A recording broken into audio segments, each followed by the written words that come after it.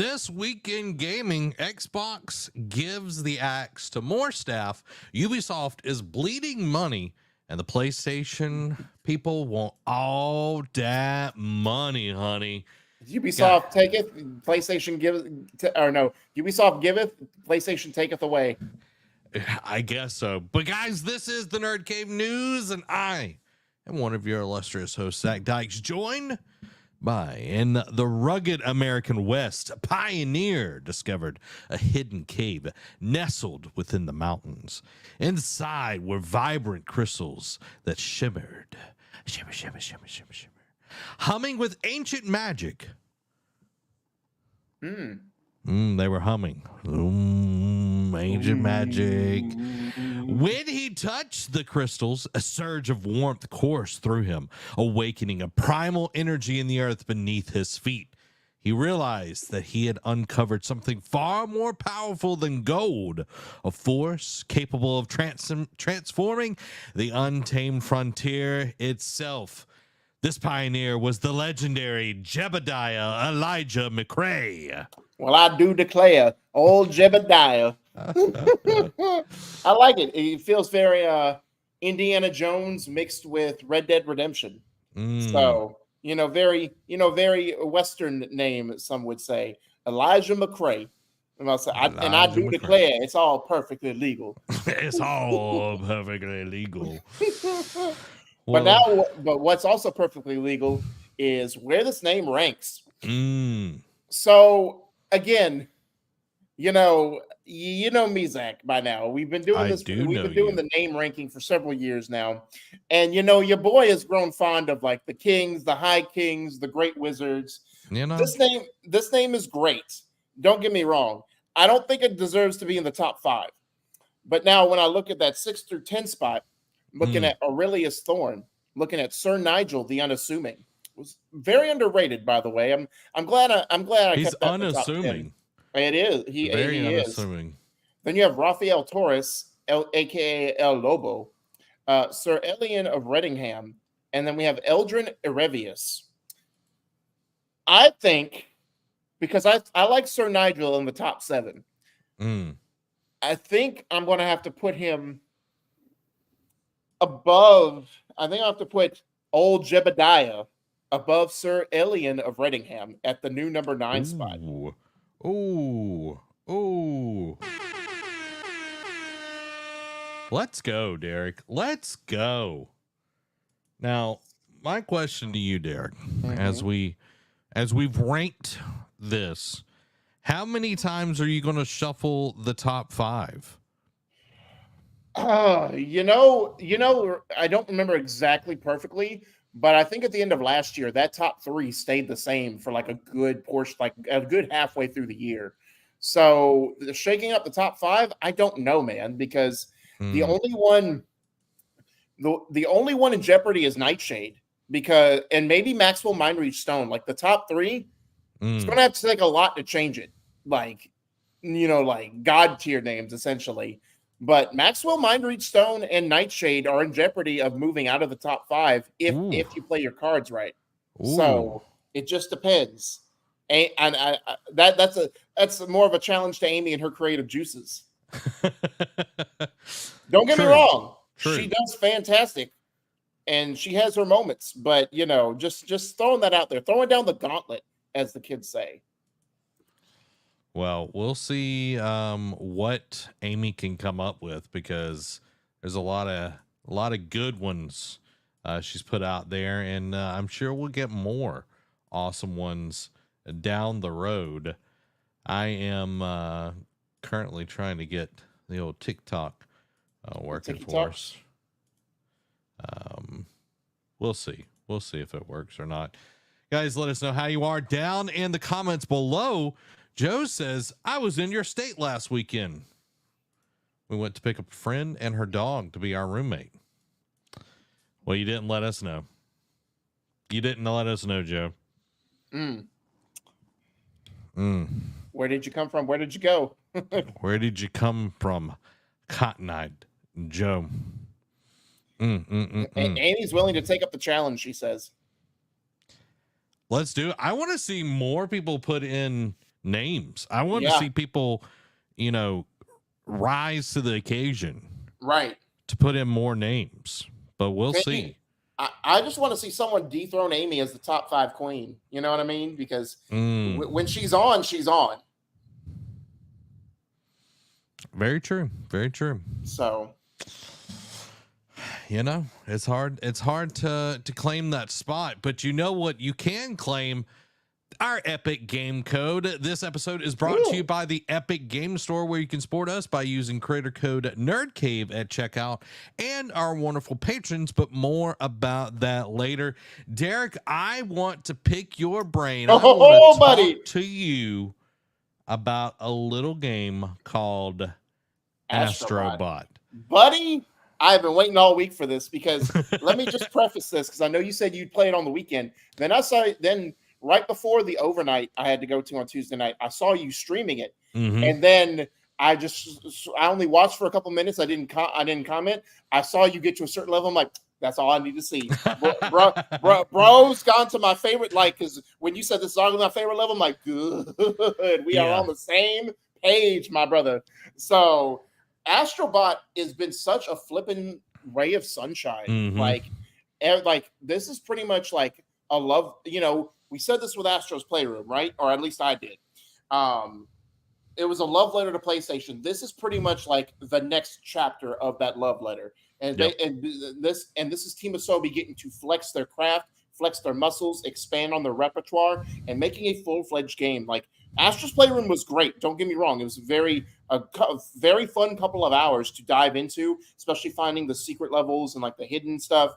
And like all like the cameo characters, but you couldn't collect the cameo characters. You could just try and spot them throughout the level. This one lets you create it, and it's just like, obviously it's not an in-depth story. Let's just throw it out there, but it is a very entertaining story just to follow around to the different worlds, and like without any dialogue, just like bot noises essentially.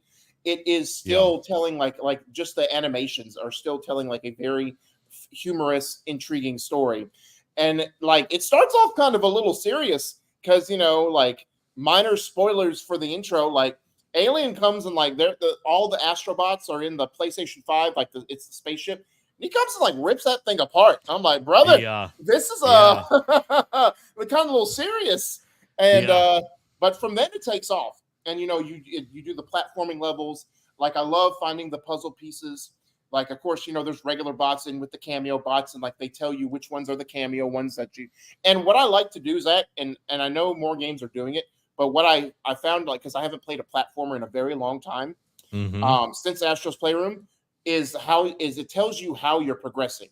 Like if you miss, like most games, like all right, you're just collecting 50 out of 60, or like you just collect your 50th one, but it doesn't tell you if you miss one, like a lot of the time. Yeah. Astrobot does. Like if you collect a bot and it tells you what order. So if you start from the first one and then all of a sudden you pick up the fourth one, you missed 2 along the way, and now you have to go backtrack or replay that level again to find out what you missed. Same thing with the puzzle pieces. Yes. And I like it. It is so much, and this is giving Team Asobi a full budget to make a game and like just let them just fully go ham with it.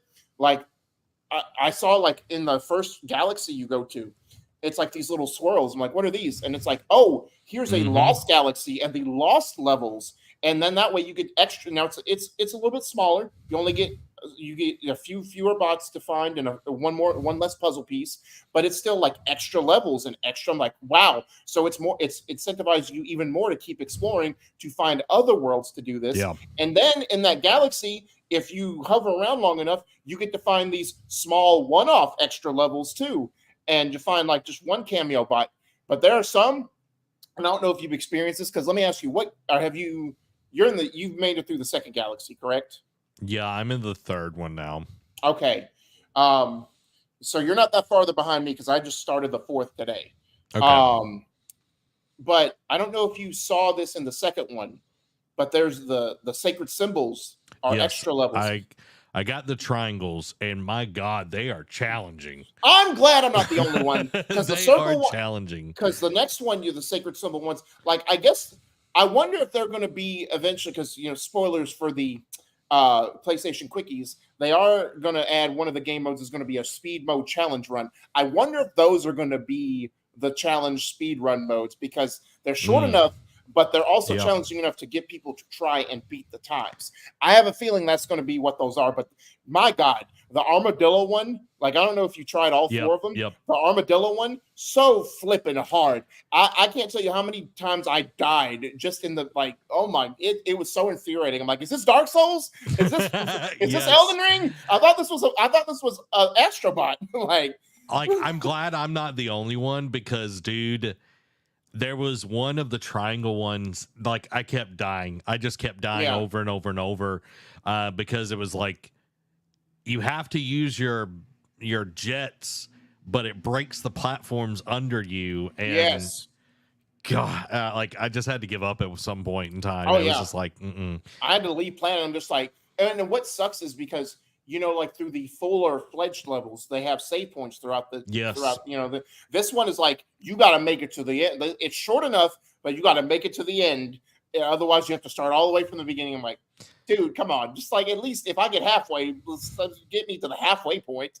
Yeah, that was something that I was like super perturbed about as well. Is like getting through it and then. Are getting to a portion and you're like, man, it would be nice to have a save point, but I guess that's the whole challenge is that you need to go through the whole entire thing to be able to do it and everything. But there's a lot of discourse around this game of how good it is, and then people are like, well, it's not Nintendo, and it's like this game is it's PlayStation. It's supposed to feel like a PlayStation game. But a lot of weird hate around this like, oh, well, PlayStation now has everything. You know what I mean? It's like they got platformers again. Like, and it's like, is that a bad thing? Like, do we forget Ratchet and Clank Rift Apart was in the launch window of the PlayStation 5? I don't know, dude. Like, so people are super, super weird about things. It's the internet. You can't please everyone nowadays. Yeah. What's up, Michael? How are you doing? He's over what in up, Mike? The vertical stream tonight. What up? I absolutely love this game. I literally like there's a new, I don't know if you're updated on your iOS and everything, but there's a journal app in there. And I literally started like taking tons of notes while I played through and took video of like Snake waving, and then this when you see this, these things are amazing. The like that. I played some of these on there, but on stream I had to like rest this on my stomach. But just that, when the first time I did that, I was like, this is the greatest thing ever. It's like, have I spun around one of those pole things before? Not that kind of spinning on a pole, but have I done that in video games 1,000 times at least? Yes. Was that more satisfying? Oh, by 100%. Like, this game just makes you smile from ear to ear, just at the little things. Like, and they do it, and like it's the level creation. Like, again, like Astro's Playroom had very intuitive levels, and like the gimmicks in those stages were very fun. But now with a full-fledged budget, like the power-ups or like the secret things to help you get through those levels, and like being able to like do stuff like swinging, like the boxing gloves, I think are still my favorite ones so far that I've found. And it is just like a testament to what Team Asobi is able to do. Like, they know what they are. They're not trying to be like a Bend where they go from Siphon Filter and try to make a zombie survival in Days Gone and it doesn't pan out. Whereas this one, they're like, they know where their bread is buttered, and they're like, people were brought in from the PSVR 1 game. We're gonna make a console game. People really love that. Now let's make a full-fledged $70 game, and let's just go ham with it and just like really give these people what they want. And it is hitting it out of the park on almost pretty much every stage. And that is to my next thing, like a love letter to PlayStation.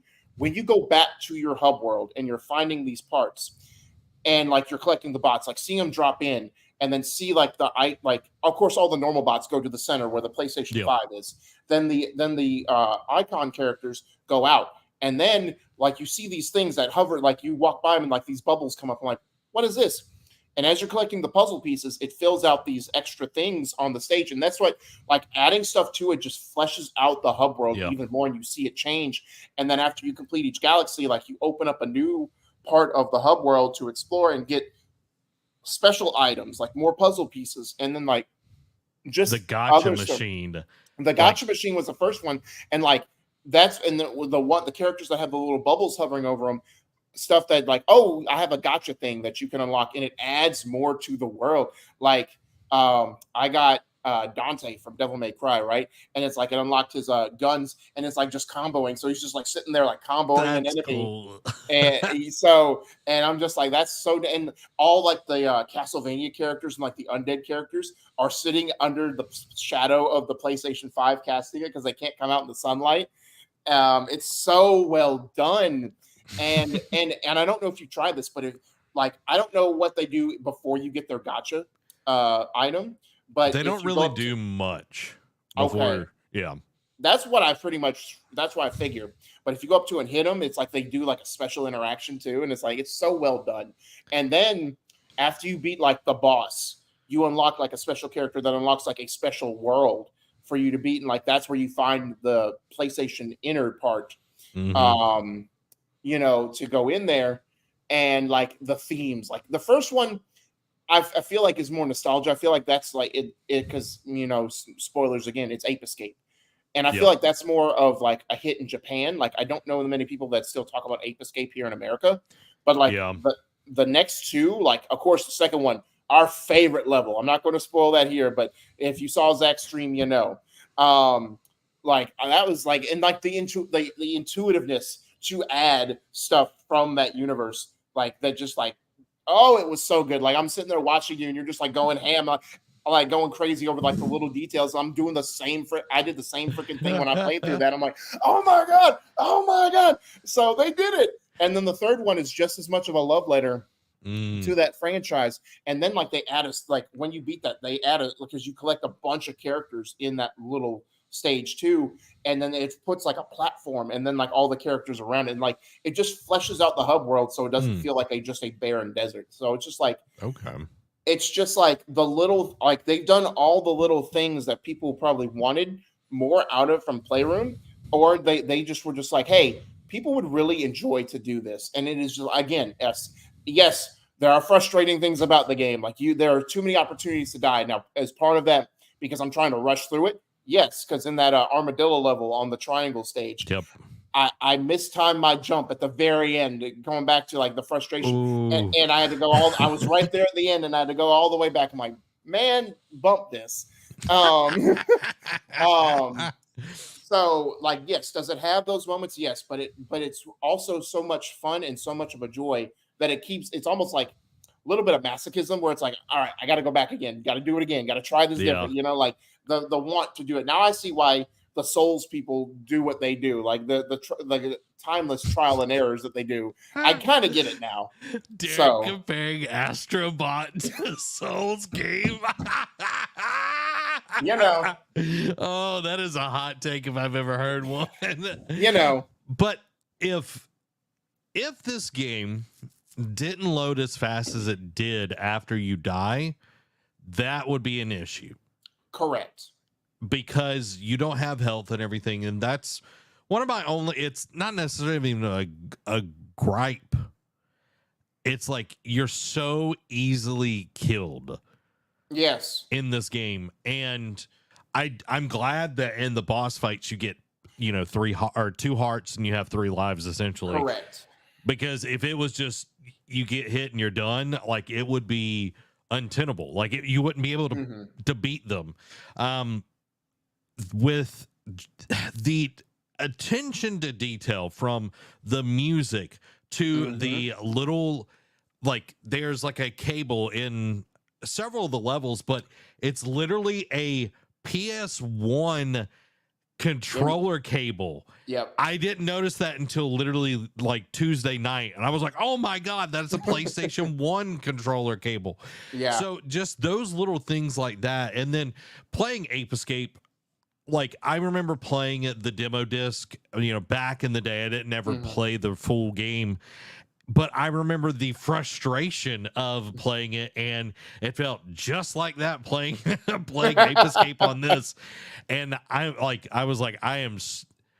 first I was like, oh, this is really cool. And then that last ape was like not the boss, but the last ape that I was trying to get was so annoying. Oh yeah, the one that darts between the hedges. It's like there's mud around, like oh yes. That one, like the one in the hedges, I just snuck up on and just boop and just got him like automatically. So thankfully that wasn't that hard. But yeah, I want to talk about that level, the second level. Oh yes. Whoo! All right, we're just gonna go full spoilers. Yeah. Obviously, if you watch Zach's stream, you already know. They did the doggone thing. They did like I was wondering when Kratos and Atreus would show up. Now I'm also now in thinking that Aloy, like from Horizon, is going to be one of those stages now too. Yeah. Which I'm going to be stoked for. That would be so cool. And seeing like one of the Thunder Jaws. Yes. Oh my God, that'd be so cool. But seeing like first of all calling it bottom one, then having like the setting and like the music and like of course it's modeled after Ragnarok, you would say. Ragnabot. And it's like Ragnabot. And like having the ice and like having like the little puzzles where it drops down and like one of the pillars has a coin chest you can do. And then like of course all the characters like finding Thor, finding Third, doing like the puzzle saw, like throwing the axe, freezing it, like freezing the water spouts to platform over, summoning Jormungandr, like that. Yep. Like I was like, what is like? Okay, I know something's here, and then I flip it over. I'm like, when I saw the horn, I'm like, oh, buddy, don't tell me that. Don't do this to me. And then like even like you said, the minute details, like finding the chests that you open, like for like health and resources and whatnot, and it just be coins. And then like having to destroy Odin's ravens, like man, one of like the coolest features from the first game, like to try and find it. So like I'm back in that mode. I'm like, all right, where is it? I'm searching high, low. Like, second game. You're right, because they didn't have as many in the first one. So yeah, but yeah, and like the tree. Like, yeah, having the tree and then having one of the ravens holding it, Mimir's head was just genius. And then like on the little stone, like showing you how many you've destroyed. And then like having their souls in the tree like they are from the game. Like, bro, this is like, it was so well thought out. And I'm just like, it's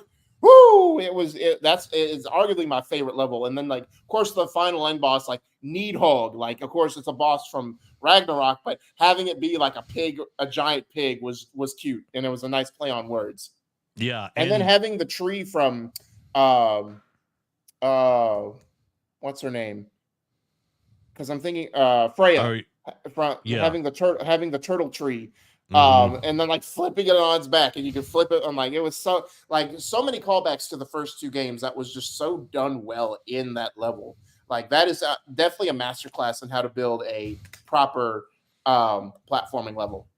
Yeah, and the axe felt great throughout the whole level. And just it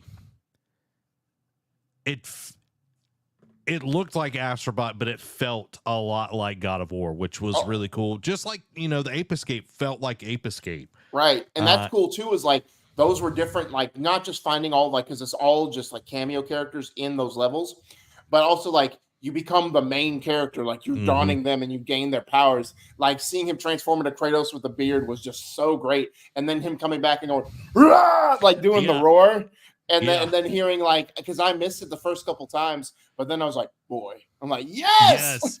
I was going to ask you, did you notice the boy thing? That was my favorite part of the whole entire Tuesday stream, was just that. But did you ever let Astrobot like stay idle?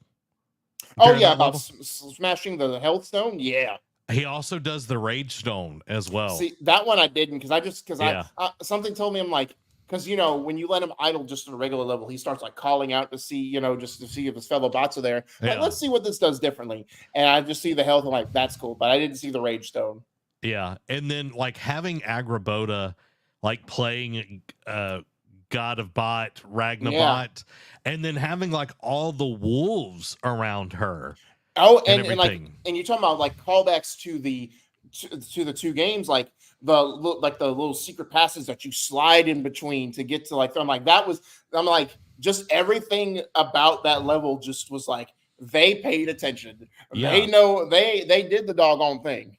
It was definitely a love letter to God of War. Mm-hmm. And as everybody knows here, we love God of War. Yeah. There's no doubt about it. Just a little bit. Just a little bit, game of the year for every year. Now even let's go over Tsushima. I'd put God of War over Tsushima. Until Tsushima 2 comes out. Well, we'll see. We'll see. But dude, I have utterly enjoyed it. And like you said, there'll be like asteroids that you have to destroy that will open up a smaller level where you're able to get like one bot from it. There's just so much to do and unlock. And I like on the main stage where you're going around and you have to have X amount of bots to be able to do something. I didn't know this, but if you press start and you go down to show map on that main world, it'll tell you which ones are still left and how many you need. Yeah. Didn't know that until Tuesday. And I also like how they do the Pikmin thing when like he has to get them to do something. He just like whistles over there for them to come over. I'm like, that's cool. Yeah. Also, when you're using the arms punchy things. Oh yeah. If you charge up and you let it go and you press R2 and L2, like his arms will swing out. It is super cool, dude. I didn't ever try that. That's cool. Yeah, and the worms, you can do 2 of those at one time, and it's a trophy. One of the awesome people watching Tuesday told me about that. But you can like hit one. It's in. Trying to remember which. Was it a boss fight? No, it was. There was a bigger boss in that level. I can't remember which. I think it was in the octopus one. That okay. Not that level specifically, but in that galaxy or whatever. Galaxy, yeah. But yeah, you definitely did that levels if you're further than me. Yeah. But yeah, you can hit. It's like you punch it and then you have to like pull back and you pull the worm out of the ground. You remember that? Oh yeah. Oh yeah, I got you. You can do 2 at a time. Like hit one with the right, hit one with the left, and then pull both of them out at the same time. And that's a trophy. Cool. So, but yeah, Dan said the PS2 style save files. I love that. Yes. And the memory cards and like just everything about this game is so fun. Yeah. And it's definitely a breath of fresh air and leaves a better taste in your mouth coming off of Star Wars Outlaws being pretty much like a disappointment for both of us. Like, I still might go back occasionally and just like see if anything grabs me. But yeah, I'm going to beat Astrobot first before I even do that. You know what I mean? So like this coming and it's not just because it's PlayStation and I know we're Sony ponies and all that kind of stuff, right? Nay, but I mean it's just the fact that it's what we enjoy and like it's just like again like Nintendo, PlayStation is learning how to make very polished, very well thought out games, and it's just the facts. And like we'll get into it later, like Ubisoft is waning, and that's why their stock prices are dropping rapidly. Yes. So it's just the facts. Like facts don't care about your feelings. I'm sorry. Like yes, I'm sure there are people who love Outlaws and good on you, but it's not. But it's something that's just not for. It's not something that's speaking to us right at this moment. And Astrobot is. So and that my last question for you is like, we saw a little bit of it in Playroom, but like. Do you feel like the boss battles are more thought out as well, or are they pretty much straightforward, just like from Playroom? So I didn't play playroom, so I don't really have any opinion on that. But I didn't really care for the gorilla boss battle. I thought that was kind of lame, to be honest. The pirate one was pretty cool. I know that wasn't like a boss. It was kind of like a mini boss. But the octopus one I thought was really done well. Yeah, especially when he like parts the sea and like sends time. Like, it's all right, let me just come to you, and then all of a sudden you see waves and like, oh, gotta get the higher ground. Like, dang it, man. Yeah. But yeah, that's very thought out. And then the boss in the third one's also very thought out too. So I really like, even though again there were some parts where I got screwed over, but that was mainly me. It was still like a very, very fun boss fight to have. Okay. Well, I'm looking forward to it. I hope everyone looks forward to it as well, because we'll be streaming more Astrobot as we go through this and enjoying all the cool things that has to do with it. But it is time for the gaming discussion. We go long on these, what we've been playing recently. Well, because we've been actually playing things that, NCAA is NCAA, but when we get football. into more story-based stuff, is like we have stuff to talk about. Yeah, exactly. Well, let's get into the gaming discussion. First up, Microsoft lays off another 650 staff from its video game workforce. Phil Spencer sends memo to staff. All I can say is woof. Like, it seems like Xbox, like Ubisoft, like, again, their stocks aren't going to drop, but it's like Xbox in the public perception is just like, it started here, and now all of a sudden it keeps just waning. Ever since the deal went through, it's like just been downhill, I feel like. In the memo, Spencer said the roles affect mostly corporate and support functions and were made to, quote, organize our business for long-term success. He clarified that no games, devices, or experiences are being canceled, and no studios are being closed as part of these cuts. These latest layoffs mean Microsoft has let go of 2,550 staff from its gaming business since acquiring Activision Blizzard for $69 billion with a B in 2023. In his memo below, Spencer makes it clear that the cuts are related to the acquisition. Phil Spencer's email to staff is reproduced in full below. Quote, for the past year, our goal has been to minimize disruption while welcoming new teams and enabling them to do their best work.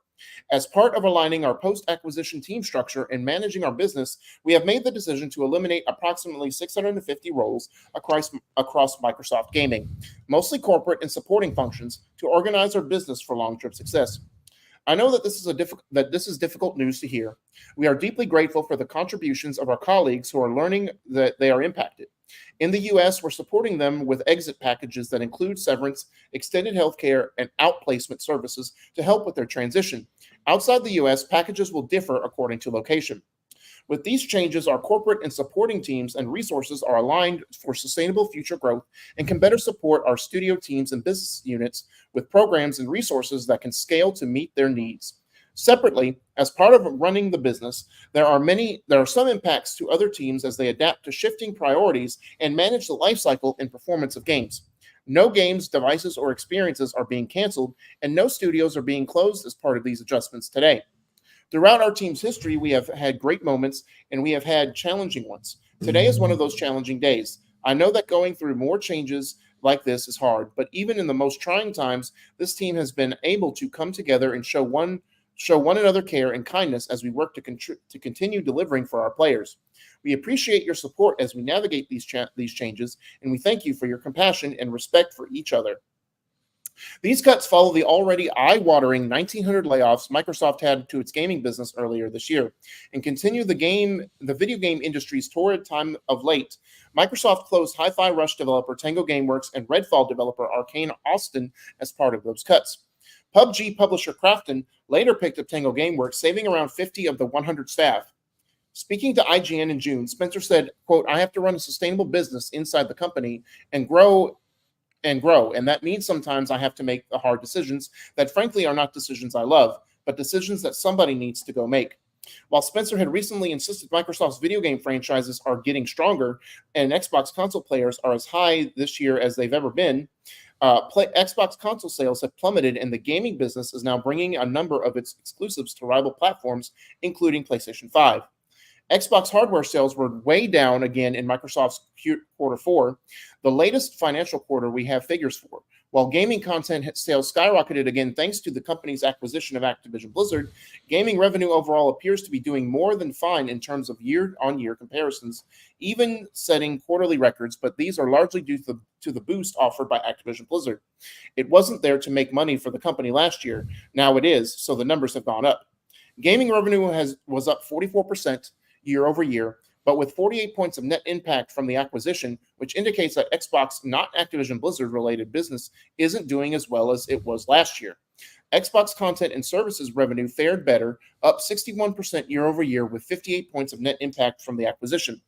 Overall, Microsoft's more personal computing division, which includes Xbox as well as other segments such as Windows, brought in $15.9 billion with a B in revenue, which is up 14% year over year during quarter four.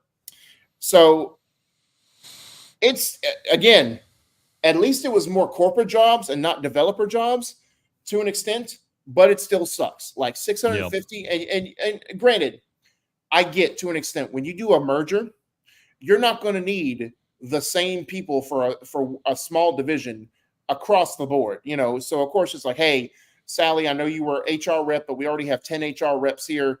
We got to let you go. We can't have 11. We don't have space or the payroll to pay 11 HR people.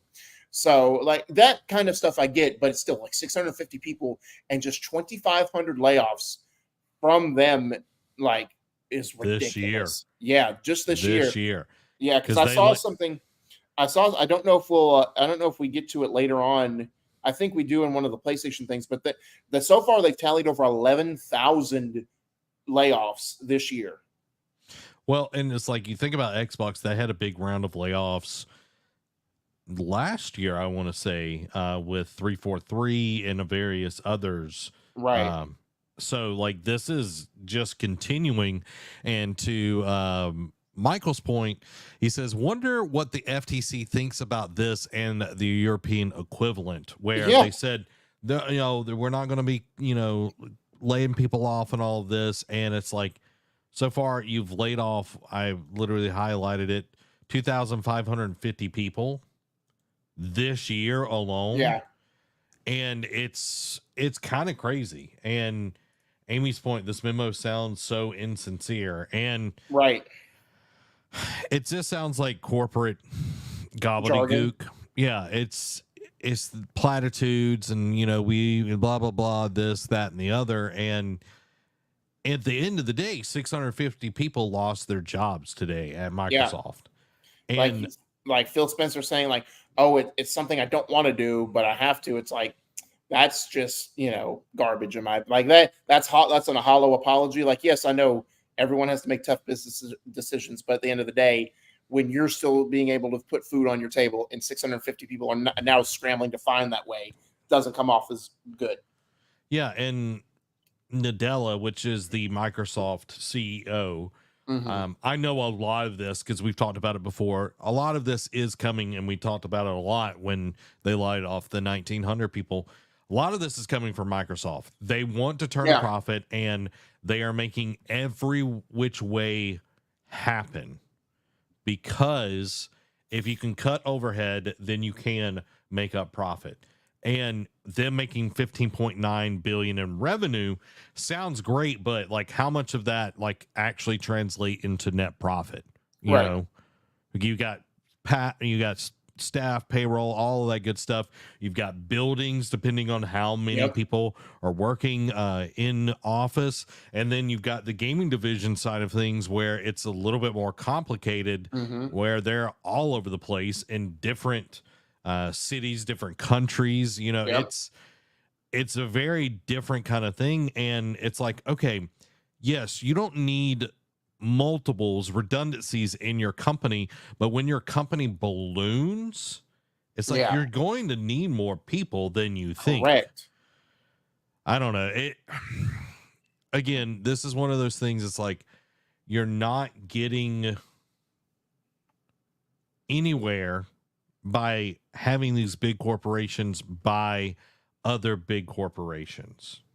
Correct. And again, to Michael's point, it's like the FTC, like this, I said it when they did this big number of layoffs, like earlier this year.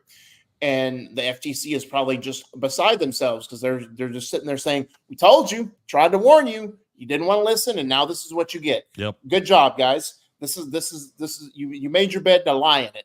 And again, I get all the business stuff, but it doesn't suck any less. This is where, like, just like in sports, when business comes into play, this is the sour taste it puts in all the fans' mouths, because this is the reality we have to deal with. And it's like, entertainment is our escape from reality. Like, we don't want real world stuff to come into our stuff and ruin it. You know what I mean? So, yep. But again, you're right. Like, it is Microsoft wanting to turn a profit, but it's like, at the end of the day, it fills over the head of Xbox. He should be able to have some power to put his foot down and be like, all right, is there a way to, like, at least reduce these numbers by a third? You know what I mean? Like, instead of 650, can we find a way to just lay off 400 and keep 250 people on staff and on payroll? Like, again, like what we talked about with Activision Blizzard, what we talked about with Bungie, what we talked, all these layoffs over the last couple months that have been real eye-popping. It's like, where are these, and Amy brought it up, where are these executives that are like Nintendo did it? Like, Nintendo is a perfect example. And when the Wii U was struggle busing, instead of laying off all these people, the executives took a salary cut so that way they could keep everybody. Yep. And now they're reaping the reward with the Switch. Where's Microsoft? Where are these execs taking pay cuts? Where's Sony's execs taking these pay cuts? If they are really sorry and really sincere about people not wanting to lose these jobs, they should be making sacrifices. Now, again, that's easier said than done to an extent, because when layoffs have been rampant across the industry for the last 2 years, essentially, you can't be taking pay cuts left like every other quarter. Yes, you can, depending on your salary. Like, if you're the top dog, you can afford that, especially if you already have 5 vacation homes. But if you're like a low level exec, you can't. There's only so much you can cut. Yeah, well, Iwata took 50% pay cut himself. Right. Is Phil willing to do that? Is Nadella? Of course he isn't, because he's the one that's pushing all these, it's just crazy to see where gaming is. Mm-hmm. It is how very corporate it's become. Very corporate, very greedy, which we'll talk more about that. Not demure. Not demure. Not demure at all. But you look at it and you think, man, where, like, because of loot boxes, live service games, all these microtransactions, that who was complaining about this all those years ago, Derek? I don't know, some bearded sultan, yeah. I hate it for everyone that's lost their jobs, and I hope that they're able to find something. And again, these are not developers, but that doesn't make them or their plight any less important. Right. And I think going forward, the FTC and all these regulatory boards are going to be super scrutinizing. And I think this, the FTC is powerful. Oh, yeah. The FTC is powerful, and I know that they're already bringing up stuff to come after Xbox, and this is just literally just giving them the weapon and the bullet to take care of Microsoft. So, have fun in court, because that's where it's going to go back to and everything. Yeah. And I mean, and also to kind of put a bow on this too, what was I going? Where was I going with this? You're right. It doesn't make it any less worse about who got laid off. Mm-hmm. At the same time, we just need to get, like you said. Oh, that's where I was going with. Sorry, FTC. Like, I wonder if we're going to see any more big acquisitions, or just acquisitions. Period. Like, I think we see like smaller level stuff, like Tencent buying up a lot of these B, C, D, and D tier studios. Like, that's going to be fine. But like PlayStation acquiring Insomniac, Microsoft acquiring Bethesda, I really think now, because of Microsoft's faux pas, the FTC is going to make it hard for these acquisitions to go scrutinize so much how these acquisitions go through, that I think it's going to scare everyone else from opening their pocketbooks and buying up these studios. But that could also be a double-edged sword, because these studios that are on the verge of maybe closing their doors, that maybe be relying on an acquisition, might have to suffer a closure and even more layoffs because the FTC. But again, you can blame the FTC. It's at the end of the day, Microsoft screwed the pooch and made it to where no one can enjoy this anymore now. So the question is, Derek, was Jim Ryan right? You know, you hate to see it and you hate to admit it. But two old sayings come to mind. Every dog has their day, and a broken clock is right twice a day. So you can still be a jerk and make a point every now and then. So yes, was he still a jerk on how he wanted to go about it? But just saying like, I don't care about your deals. I just want to block your merger. Yes, it was very tongue in cheek and poor taste of how to do it. But did he have a point at the end of the day? Yeah. Looking at it now, he did. Yeah. All these people still have jobs. Yep. Let's move on to our second story of the evening. Ubisoft shares drop again. This is the second time in the last few weeks. Investors urge the company to change current management and to go private. Whew. It's in another world. Ubisoft is riding high after just releasing Star Wars Outlaws, with Assassin's Creed Shadows set to cement 2024 as a banger year for the company. That's not this world, though. Instead, Outlaws has reportedly failed to meet expectations, and the company's share prices have once again dropped for the second time in the last 5 days, keeping them near an all-time low. Putting the pressure on even more is a new open letter from hedge fund AJ Investments, in which the minority shareholder urges the company to, in so many words, get the Guillemot family out, get new management in, and privatize the company through an acquisition. To be clear, the changes proposed in the letter aren't about making Ubisoft a better studio or empowering it to make better games. They're all proposed with the idea that shareholders will be able to get even more money from their investments.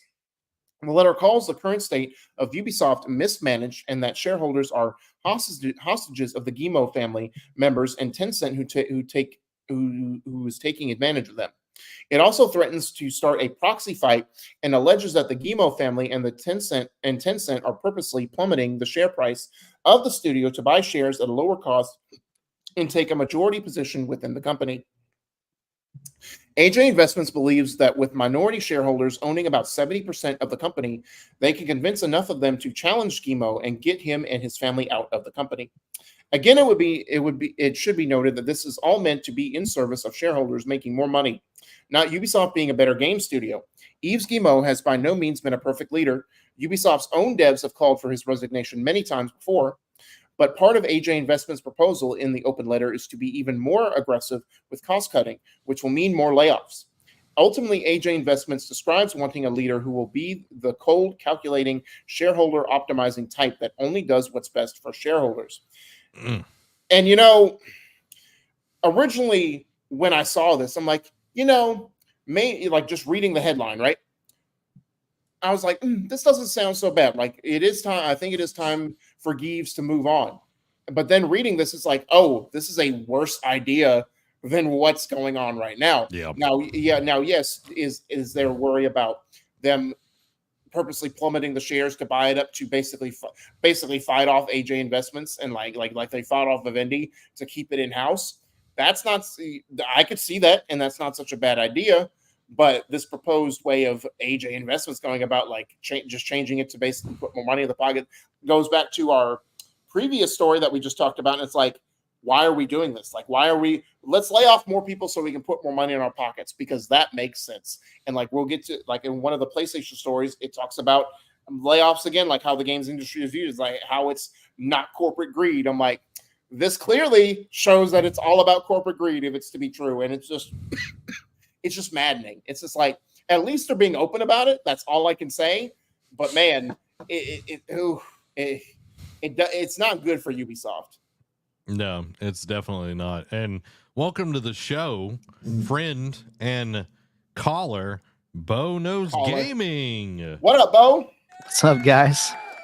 It's good to be here. Glad to see you. Now, we're Bo, glad that you're here too, bud.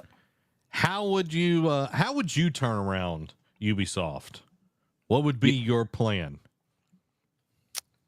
My plan, gosh, you're asking me to fix a multi-million-dollar company? No pressure. Yeah. Right now, go. Well, okay. So I don't know. I had some thoughts a little bit ago when you're talking about Xbox, and maybe this fits into here somehow. But you know, you were saying that. I think Derek was saying that these companies that are about to go under, like that need to be bought, they're not going to get bought. But I look at it and I say, the ones that are about to go under, they're getting bought, and then they're just getting shut down anyway. So if you're on your own, and you like, I feel like you have a better chance if you don't get bought at this stage in the game, because these big corporations are not helping you. They're actually, like, look at the studio that made Hi-Fi Rush. They made an amazing award-winning game, and then Xbox is just like, oh, see you later. Thanks, but no thanks.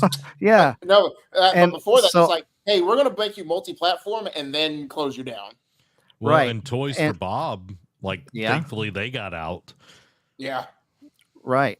And I think that if you're on your own, at least you have a chance to fight, right? At least you have a chance to make something amazing and try to, keep your company working and moving forward. But if you're under the whims of corporate CEOs to just shut you down at the snap of a finger, then you don't have a fighting chance, So I think maybe it's better to just not to be independent than to be owned by one of these larger, Sony or Microsoft, whichever one, right. pick your poison. But and two, I think when you're under those big umbrellas, they are going to dictate a lot of the direction that you go in a lot of times. And I think that's how sometimes a lot of games end up looking very similar in their structure and in their I don't know how to say live serviceness. Is because those corporate people want those games, and they just keep doubling down on betting on them. But I guess they think if they have one that's successful, then it's worth the 20 that weren't. They can make the money back. But I don't know that that's true. At some point, that can't be true. But yeah, I had some other thought. Oh, about Xbox. You asked, was Jim Ryan right? And this, I'm not trying to defend anybody. I'm just like trying to see it from a different angle. When you remember how long it took them to acquire Activision Blizzard? It was 2 years plus, right? It was over 2 years. Right. And so Xbox had put all their eggs in the Game Pass basket. They were like, that was it. That was their Hail Mary. Like, we're betting everything on Game Pass to succeed, and there's going to be 100 million subscribers or whatever they thought they were going to get, because it can be everywhere. And they kind of abandoned, even though they're not admitting it, they kind of abandoned marketing their consoles and just kept paying to put games on Game Pass, because they thought if we have the volume there, people will buy into it. And I think when they started this Activision acquisition, I think it's possible that they believed what they were saying was true, that their argument that, hey, we're going to keep Call of Duty everywhere, and we're not going to be too big, we're not going to be a monopoly, all these claims that they made. I wonder if they believed them then, but then the further into this generation we got, the more they were like, oh, we can't make this work anymore. But what do you do at that point? Your legal team has already made these arguments. You've already, gone under oath and said these things. You can't just change your tune at that point. So I do wonder if something like that happened behind the scenes, where they're like, okay, things are shifting. Things are not turning out like we thought they were.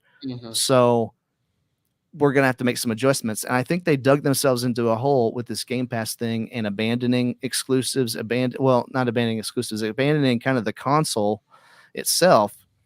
And to the point where we get to now, and I don't know that they have a choice except to sell Indiana Jones on the PlayStation 5. Yeah. You know what I'm saying? Yeah. I think that's the point that they're at. What I'm curious about is so suddenly we have no true console exclusives with Xbox anymore, but I wonder if that's going to be just for this generation. Could they come out next generation swinging and really go back to pushing the hardware and pushing console exclusives? But right now they're in a hole and they've got to get out of it. And the only way they can see to get out of it is to find a different market to sell their games to. Now, as far as Ubisoft goes, that is just a hot mess, and I don't know how they can. I don't know how they can fix it. I think that they need to. Well, look, I don't want this to turn into some kind of political debate or something, but I do think that they have some agendas that they're pushing, and they just need to stop and focus on making fun games. Like, just focus on making fun games like you used to. Man, Mario plus Rabbids, that's a fun game. Make some more games like that. And you know what? I think you'll be fine. But make some more Assassin's Creed 2s. Not like Assassin's Creed 2, but that game was so innovative at the time. But then they just took that formula and they kept multiplying it across all their games. Right.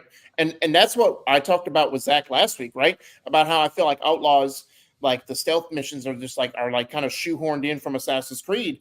And I know they're talking about how there's insta-fail in the stealth missions, and they're trying to patch that out. But it feels like Assassin's Creed Star Wars in certain points from what I've played. And I'm like, that's not what I want. If I want Assassin's Creed, I'll go play Assassin's Creed. Well, and they're the makers of Splinter Cell. Right. You should know how to do stealth. You should know how to do a stealth game. Put that in there. They haven't made one since 2013, so they forgot. Yeah. And that's the problem. That's what I'm saying. They doubled down on that go to the tower, climb the tower formula, and then you'll have more of the map, and then you'll have all these other things to do. They just kept doubling down on that, and they forgot how to be creative. I really think that's it. I think it's part of it. And then it's and I also talked about last week about they need to get back to like what you said, the old Ubisoft. It's because I felt like after they got done with the UbiArt, the Ubiplay games, like the Child of Light, the Valiant Child of Light was so good. It was. And when they got away from doing those type of games, I felt like that's when they lost their way, because then they just focused on big AAA games that wanted to make the money. And then of course, when live service took over the world, that's when they went and said, all right, we're going to put even our single player games like Assassin's Creed. We're going to find a way to put live service elements in there. And I think it ruined them, because I used to be a big, ever since I played Far Cry 3, used to be a big Ubisoft proponent for their games. Far Cry 3 and Assassin's Creed 1 and 2, but that's before I just played Assassin's Creed for Assassin's Creed. That's before I knew them as Ubisoft. And then once I played Far Cry 3, I tried other things like Division, Ghost Recon, that kind of things. And it really turned my eye to Ubisoft as a company, because they were making great games. Now I feel embarrassed every time I boot up a Ubisoft game, or if I playing Shadows will be different, but booting up a Ubisoft game does not give me the same sense of enjoyment as it did back in the day. It did a decade ago. Yeah. It doesn't. And I think it's crazy that they have two games that should have been grand slams for them coming out in the same year, and Outlaws isn't performing that well. And I've been seeing rumors that Assassin's Creed pre-sales are not very good either. Oof. So the one that everyone's waiting for, and they're going to ruin it before it even releases. I think people are just tired because Ubisoft, to Derek's point, they got rid of the arts games, the things that kind of push their creativity, and then they just doubled down, tripled down, quadrupled down on franchises.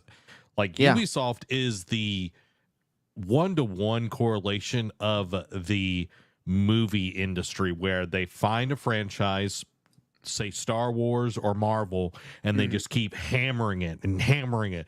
And the people that used to like it, they're like, I'm good. I need to take a break from this. And they're like, no, you want more. And it's like, I think I'm good right now. And it's like, don't you want a spin off of it? And then they just keep hammering it.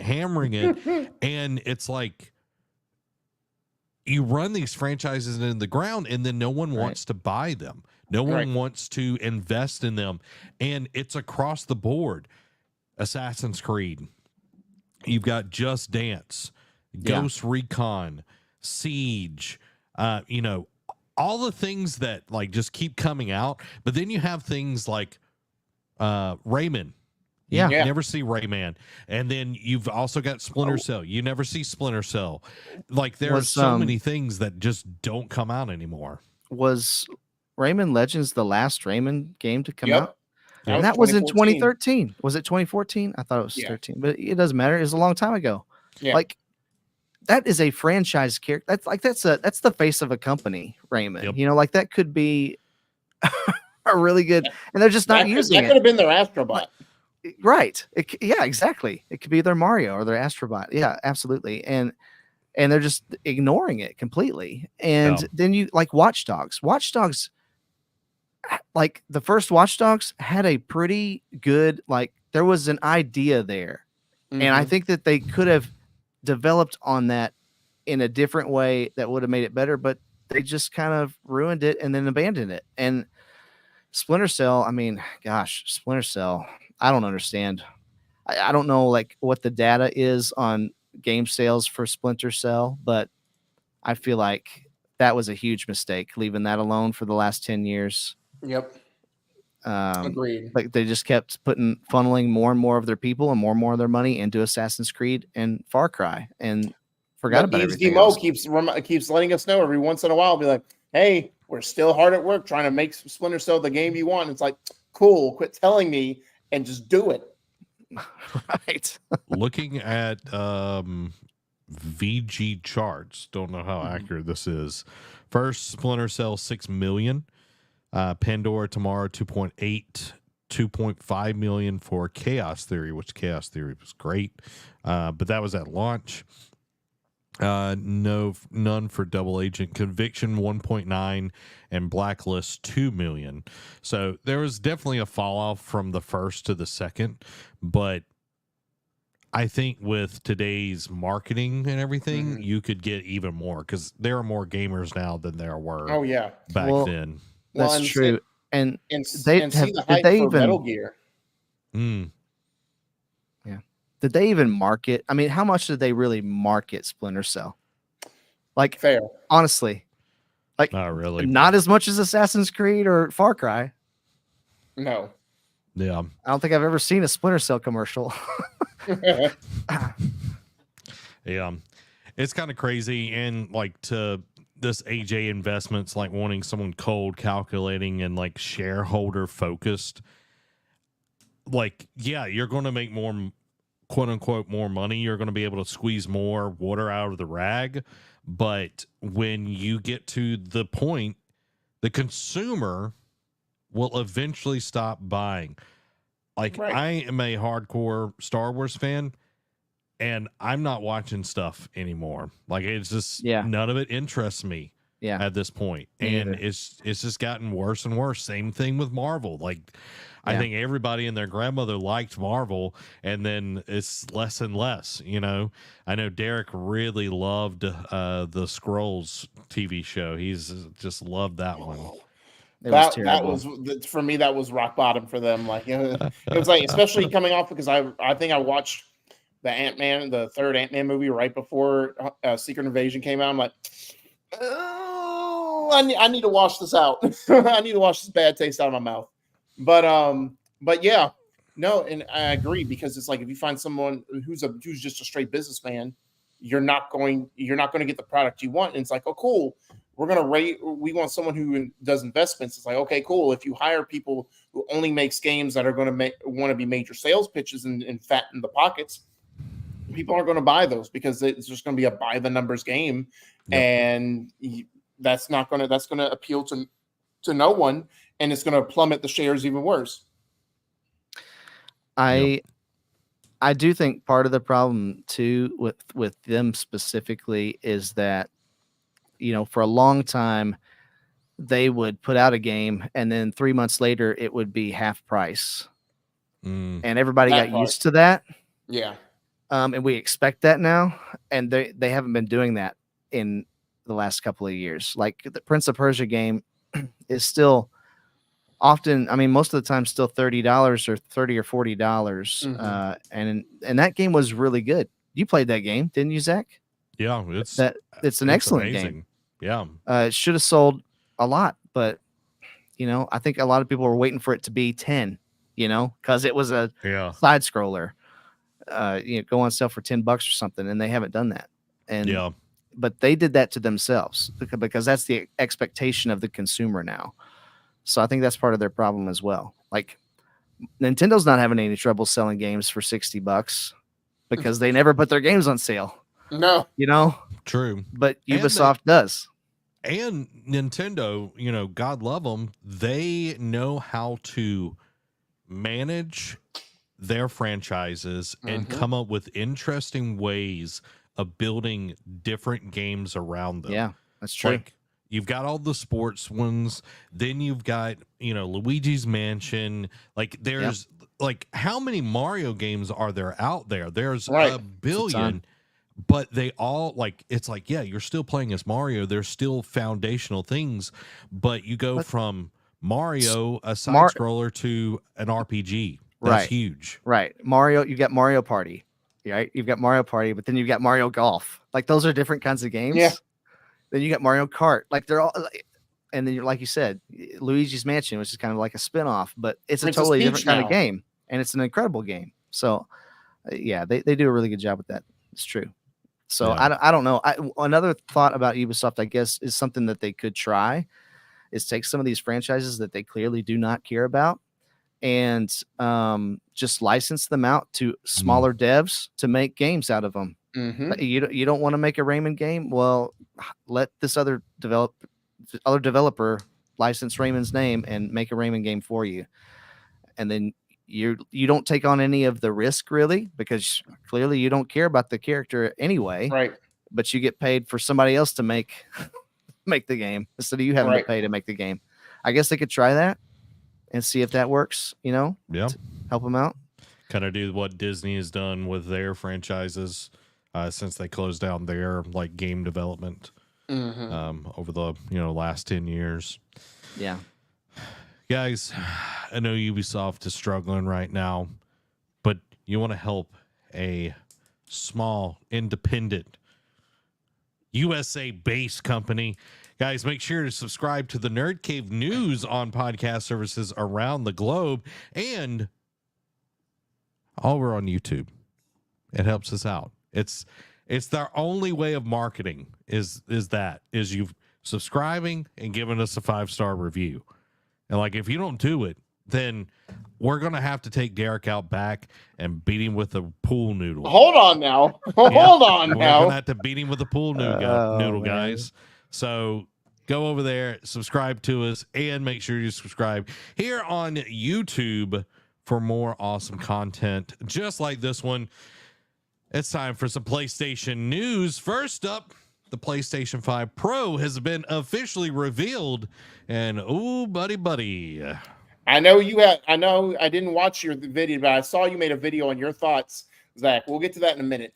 Let me just let me get into this. PS5 Pro is real, and it will release on November 7th, making just over 4 years since the release of the original PlayStation 5 console. We know it's real because we've just spent the last 9 minutes listening to the dulcet tones of Sony's tech guru architect unveil the thing. Beyond the ASMR implications of listening to Mark Cerny, the PS5 Pro reveal broke down what we can expect from Sony's mid-generation refresh. Put simply, here are all the confirmed PS5 Pro details below. Of course, the release date is November 7th, like we said.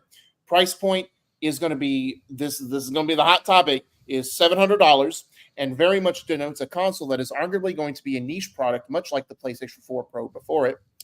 Pre-orders will open on September 26th, so that is just 2 weeks away. The disk drive. PS5 Pro will not ship with a disk drive but it can be bought separately. However, the PS5 Pro does ship with a 2 terabyte SSD. The look, in addition to Mark Cerny going in on the technical capabilities of the PS5 Pro, we were also given the first proper official look at the new console too. And when you know it, that the rumored form factor, which echoes the PS5 Slim design, but with a wider base and thin Wolverine-style slice marks down the sides, are pretty much bang on. The specs, now, they did have a full breakdown. I'm going to let you can read that on your own. The only thing of note from that is, according to Cerny, the PS5 Pro boasts 45% more rendering capacity than the current PS5 console.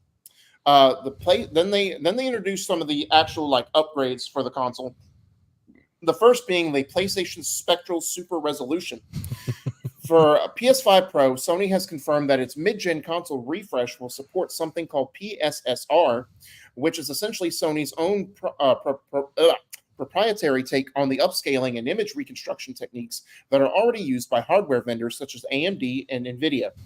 Already deployed in a software fashion thanks to the checkerboard rendering approach that was taken with PS4 Pro upgraded titles and some PS5 games, the thought here is that this upscaling work would be improved by the PS5 Pro performing it at a hardware level in a similar fashion to NVIDIA's DLSS solution, resulting in better results whereupon games that are upscaled to 4K resolution or beyond would look much more indistinguishable from their native counterparts.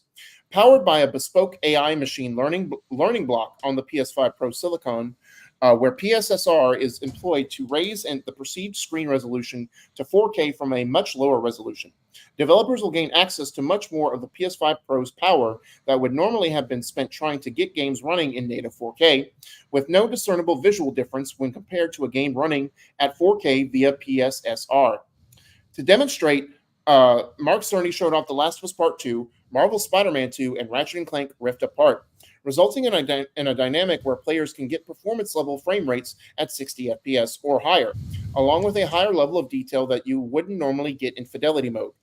Lastly, we get improved ray tracing. Alongside handling image and resolution upscaling at a hardware level, the PS5 Pro will boast a similar hardware block to exclusively deal with processing advanced ray-traced visuals. This is crucial for a forward-facing system, thanks in no small part to the fact that ray tracing is an extremely intensive rendering technique that taxes the GPU horrendously, and this is already evidenced by the use of ray tracing in the PS5 games, where visual trade-offs in resolution, visual fidelity, and sometimes frame rate are apparent. With PS5 Pro, ray tracing is being entirely accommodated by specific hardware within the console set aside just for that, meaning that the PS5 Pro GPU could then be free to worry about other stuff, improving texture resolution, level of detail drawn in, improving frame rates, and all that other lovely stuff. There are additional dimensions to this as well.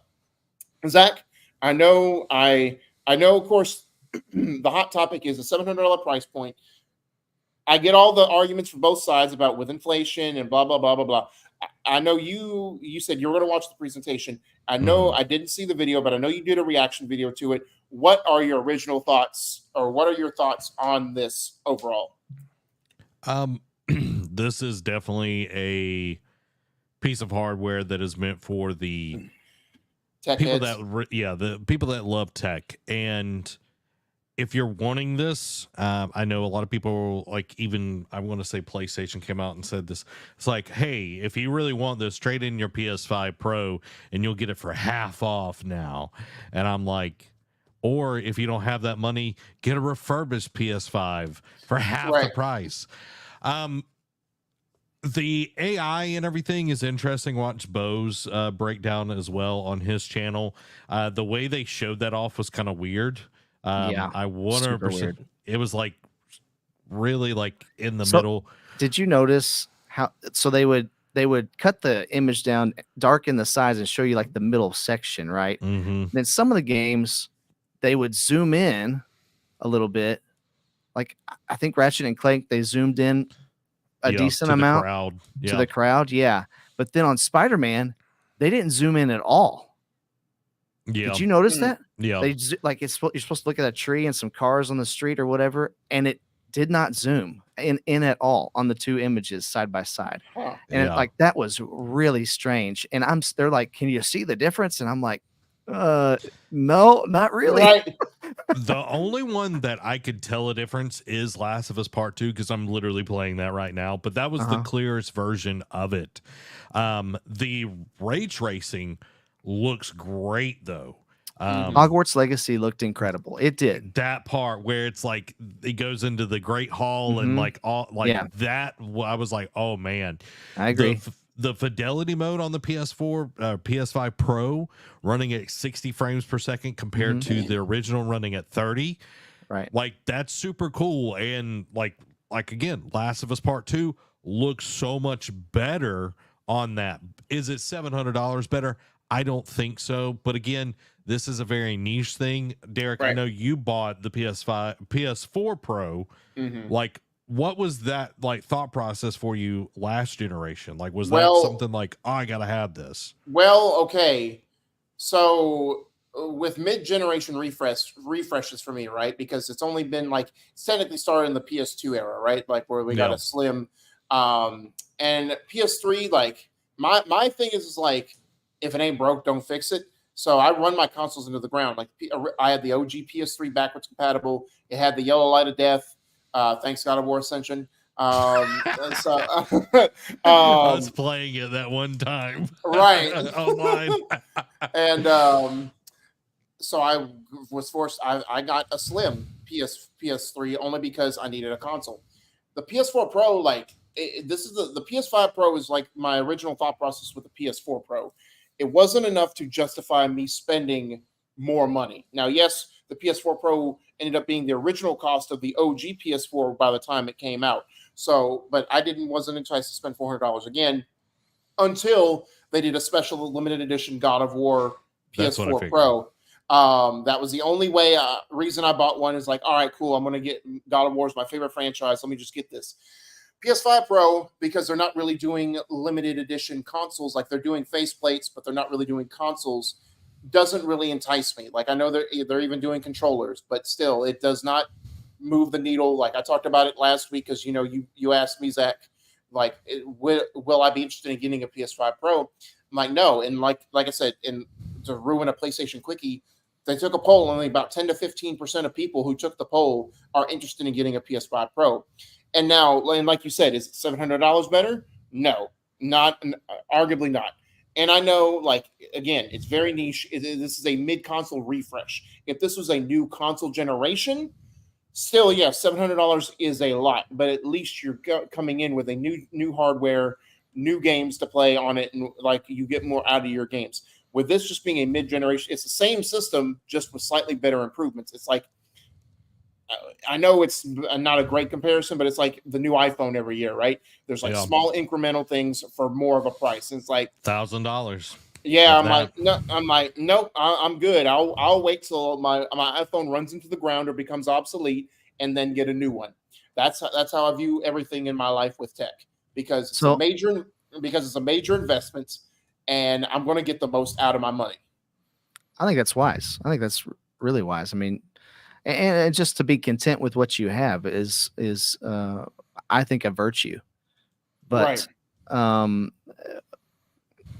but I will say this: one, Apple has not raised their iPhone prices in quite a few years. Two, I think that the PS5 Pro is a trap. I think it is a trap. And in the reason way? that can you hear me? Am I okay? I feel like I'm lagging. Yeah, you're good. You're good. Okay. I think it's a trap because, that article you just read said you could buy a disk drive. They're all sold out. They're all sold out on Best Buy and Amazon. And so right now, no, you can't. And then even if you did, then you're spending $780. And then if you want the vertical stand that is in all the marketing images for this thing, you got to pay another $30 on top of that. So now you're at $810. Right. And then you got to add taxes to that. So now you're at, depending on where you live, you're at almost $900. Yeah. And then depending on what part of the world you live in, it could be over $1,000 for this console. At which point, why are you not just buying a PC? Something that you can upgrade over time if you want to or need to.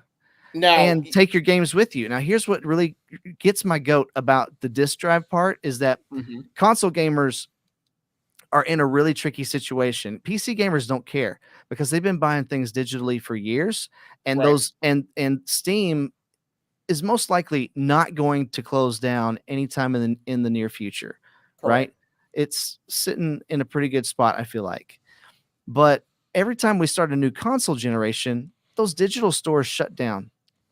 They shut down the store, and then you can't unless your games have carried over to the new store, you can't play those games anymore. If you have them on disc, you can, but then if you don't have a disc drive, you can't. So if you want a PS5 Pro and you want to play your PS4 games on it, you've got to get a disc drive. But Bo, they can also do the retro stuff and bring it back, but also going to charge egregious prices to bring the nostalgia. Exactly. And you can have that game sitting on your shelf and not ever be able to play it again. And they're not going to keep making those disc drives. No, they're not.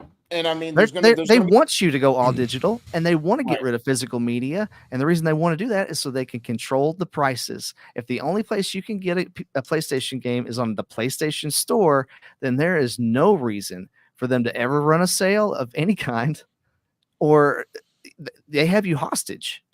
Right. Well, and the share goes directly to them. Yeah, and it all goes to them. Right. Instead of having, GameStop, Walmart, Target. Right. Exactly. And the developer, then PlayStation gets a cut. It's cutting out that middleman, and then it's just PlayStation and then whoever the developer was. Right. So. And then but then they essentially do have a monopoly. They're controlling everything at that point. And and then it raises this question for me too, is what will the PS6 be priced if we buy into the PS5 Pro? I was literally thinking that if there is enough warrant of people that gets the PS5 Pro at $700, it's saying that, hey, we're willing to pay this, because PlayStation also this week raised the price of the DualShock controllers. Without announcing it or anything. It was like, boom, they're more expensive now. And I know that inflation and all of this, but I do think it is a social experiment. I kind of agree with Bo here. It's like, all right, this is more powerful, more this and that. And Dan brought this up. He's like, I bought a custom built gaming PC for the amount of money that the PlayStation 5 Pro is. Yeah. And I know that PC is going to be way more powerful than the PlayStation 5 Pro. Quick caveat, you can still get the disc drive on a PlayStation's actual website, though.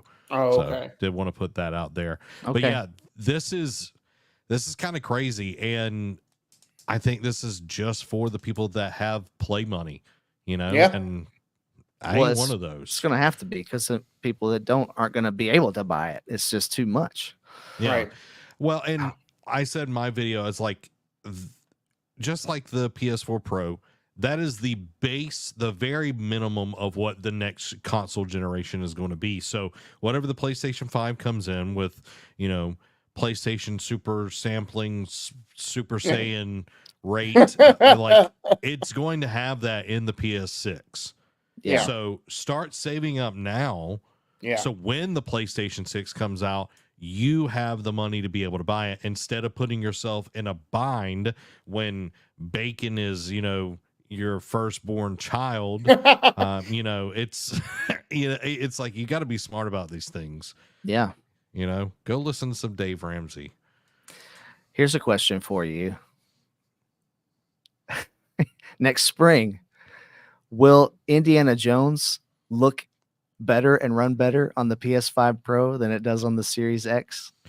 Well, I mean, there's already games. I mean, let's be fair. Will it be an enhanced edition? Well, and that's the thing, is like, they were showing, it's like, this is not a flip of the switch kind of thing. Just putting it on there, like, the developers have to do extra work. So I don't know if Xbox is going to go to that extra work. Well, and I don't know. I see a weekly thing on PSUniverse.com anyway about games that are outperforming on Series X anyway. So there are games that come to just regular PS5 that are looking better than on the Series X and S anyway. So I mean, the simple answer is yes, it will be. But also the answer is like how much better will it look on the PS5 Pro? But also at the same time, people aren't gonna. Not all of us are gonna be looking at that. They're just gonna be like, play it where whatever console you own it on. Yeah. Just a quick throw this out there. Yeah. How do you think Nintendo is acting right now when PlayStation is this like, yeah, I literally had this argument with one of my friends at work. I was like, yeah, the Switch 2 needs to be, just more powerful. And then PlayStation comes out and they make a more powerful version of their console. And I'm like, well, that's not very fun. And like, and then Switch is going to come out. It's going to be literally half the price, if not more, like less than what the PS5 Pro is. And they are going to utterly wipe the floor with the PS5 Pro. Oh yeah. Oh, for sure. They're going to sell more than the PS5 Pro, no doubt. I am concerned that it's just going to be a repeat of this last time around where the Switch was really cool and I love my Switch, but all of these third-party games that come to it, it's trash. It's rough. It's rough. Yeah. And I think that we're just headed for another 7 years of the same thing is what I think we're going to be into, especially now with the PS5 Pro and I think that I kind of think that at Xbox, it's looking like Xbox will probably have something out in probably 2026. So just like maybe a year after the Switch 2 comes out, we could see a more powerful Xbox as well, at which point, it's just going to end up being the same thing. And a lot of people are thinking that Switch 2 is going to be able to do 4K, upscale to 4K when it's docked. And I just don't know, man. I don't know that they care about that enough to do it. They don't. And I think they're more interested in getting the most bang out of their buck. Because they can make their games look great other than Pokemon. I am not talking about Pokemon. Pokemon runs like hot garbage on those consoles. They kind of run independently sort of from Nintendo anyway. Yeah. But when it comes down to it, we are getting a new update on Xbox's console this winter. We're getting the diskless and the 2 terabyte version of it. But how long was it between PS4 Pro and PS5, Derek? It was about 3 to 4 years, because I want to say the PS4, I think, because it was like the Slim came out 1 year and then the Pro came out. I think the Slim came out 16, the Pro was 17. Okay. Yeah, I was thinking it was 17 for the One X as well, wasn't it? Yeah, and they came out the same year. Yeah, the One X and the PS4 Pro came out the same year. Yeah. Murdoch says over on Twitch, I mean, PC are here to stay, so why play the console games anymore? Title exclusive was the only reason to. But these days, they release on all platforms now. The market is too futile not to. Yeah. I don't think it's too futile not to. I think they've made their budgets too big to be able to make their money back. And I think that's part of why Nintendo is so successful, is because their budgets are a lot smaller on their games, because they're not going for these hyper realistic 4K, whatever games. Whereas Sony and Xbox, they, especially with Xbox, like putting their games on Game Pass to recoup that cost, they have to put it on PC, and then now they're putting it on PlayStation and Switch for some of their games. Whereas PlayStation is just like, hey, our games sell well on PlayStation. What would they do if we sold them on PC? And you're seeing a lot of these games find a second life on there. Absolutely. And some people double dipping, right? Because they know they can get a better experience on PC. Like next week, God of War Ragnarok drops on PC. I'm ecstatic to see how that's going to sell. I almost want to get it for PC and play with my PlayStation. I will say now that your boy has a new computer, get that ray tracing, that DLSS up in here. Let's see what we got, boys. But I really want Murdoch to play it, but he won't. I think it is just like most consoles do not make money, especially in the beginning of their cycles. Oh yeah. but not everything comes in day and date. Like Helldivers was a kind of a, Yeah. Well, you know that they are inching towards that. Sony is. They want. I think they want to put things out day and date on PC.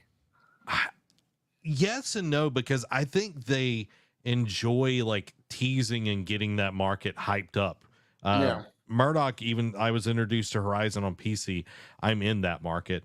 Like Murdoch, since you're a PC player, does like if day and date happened with PlayStation games, would you be more ecstatic? I don't know. Like, I don't know either. I do think that everything that's going on though with Xbox and PlayStation specifically, I think it's making people do a double take at the PC, right? Yeah. Like it's pushing people towards PC. Even people who have always been console gamers and don't want to play on a PC, I think are now looking, well, you know what? PC's maybe not such a bad idea. Well, I will say PC gaming is too freaking complicated. That is the nice thing about console games. Right. I don't have to update my RAM. I ain't got to boot up my drivers. I ain't got to do all this stuff. My mouse is over here not wanting to scroll up and down. Murdoch, if you could tell me why my mouse won't scroll up and down on this stupid Windows 11, I would love to hear that. But with a console, it just turns on. And I will say this, because Xbox has put it on PC first, their consoles aren't selling. Mm-hmm. I know. And PlayStation really loves to be the number one. Oh, yeah. Yeah. So It's true. And I say what I said, but I also don't know that they have the manpower or the infrastructure to release stuff day and date on PC. I'm not sure that they could do that even if they wanted to, but I do think at some point we will see a PlayStation Store game launcher on PC. Ooh, I do think that they will at least want to get away from Steam so they don't have to take a cut. Yeah. Well, and that goes to Murdoch's point. He's like, he said, yes, because I'm so mad I bought digital PSN games and then they released them on PC later. So if they had a digital storefront of their own, a launcher, then all of those PlayStation games would essentially run on PC. Hope. Yeah. You would hope, but I don't know if they would do that, backwards and everything. And he says, how cool would Ghost be on PC? I've got Ghost on my wish list. I want to play. It is on the Steam store. It's on my wish list. I just can't buy it again at full price. Fair. I can't make myself do it again at full price. Zach would, because that's Zach's game of the I'm over here thinking, I'm like, I got to finish Astrobot before I touch anything else first. Let's jump into our next little bit of Sony drama. Ex-Sony Europe boss says industry layoffs aren't due to corporate greed, suggests those affected should drive an Uber. What a terrible take. Chris Deering, former president of Sony Computer Entertainment Europe. Former. There's a reason. Former. Told My Perfect Console that recent industry layoffs aren't driven by corporate greed. He suggested affected workers might need to, quote, drive an Uber or whatever to get through the tough times. Deering noted that he always tried to avoid rapid staff increases to prevent issues like those Sony faced in its electronics division. He acknowledged the layoffs, including those at SIE London studio, and said, quote, if the money isn't coming in from the last game, it's going to be hard to justify spending the money for the next game. While acknowledging the pain for managers, Deering emphasized that game development skills still offer opportunities despite current challenges. He advised staying informed and adaptable, even if it means taking temporary jobs or making lifestyle changes. The games industry has seen over 11,500 job losses in the past 18 months, with Sony alone cutting about 900 positions in February. What a terrible take. Now, yes, are there people in this world that do make horrible financial decisions and don't know how to spend their money? Of course. Yeah. But to basically say, oh, well, you got laid off, maybe you should do this instead, or no shade to Uber, like, because they do their thing. But like to say you drive something as asinine as driving Uber. It's just like, bro, what closed-minded thinking we live in.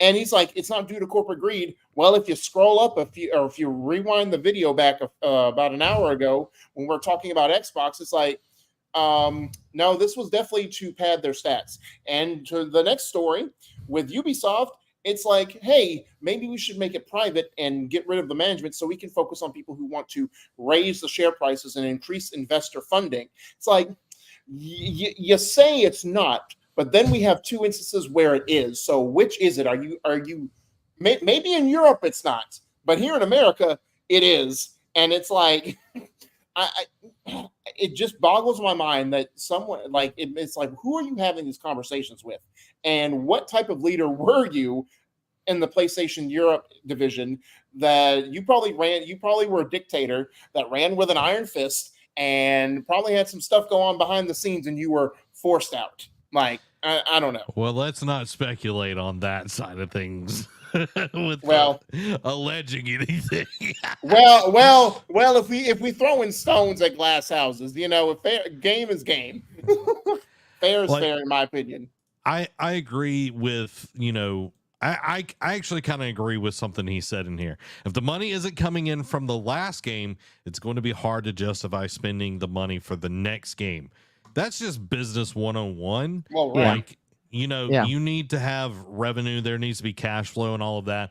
But Sony was really, really bad at managing their studios for a very long time. Also true.